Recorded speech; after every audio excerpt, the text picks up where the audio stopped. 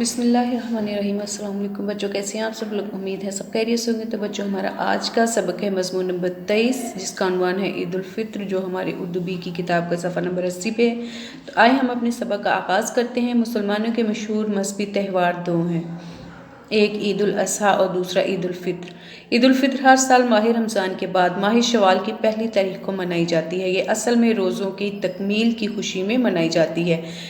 ہنستی ہوئی صبح روزے عید آئی ہے، روزے جو گئے ان کی رسید آئی ہے۔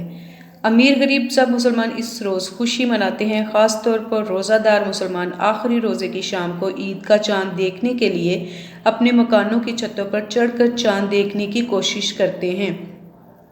جب ایک شخص چاند دیکھ لیتا ہے تو وہ پکار اٹھتا ہے کہ چاند چاند، وہ دیکھو وہ دیکھو۔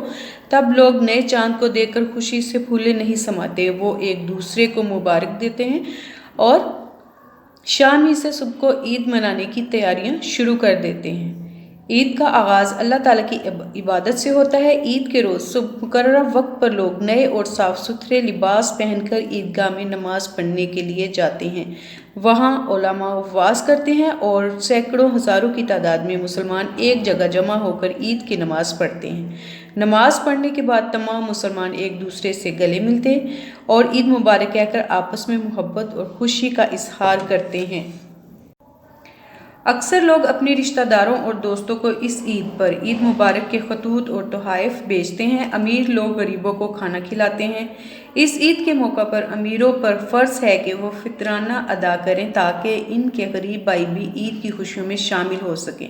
بڑے بڑے شہروں میں عید کا میلہ بھی لگتا ہے اور حلوائی رنگا رنگ مٹھائیوں سے اپنی دکانوں کو سجاتے ہیں۔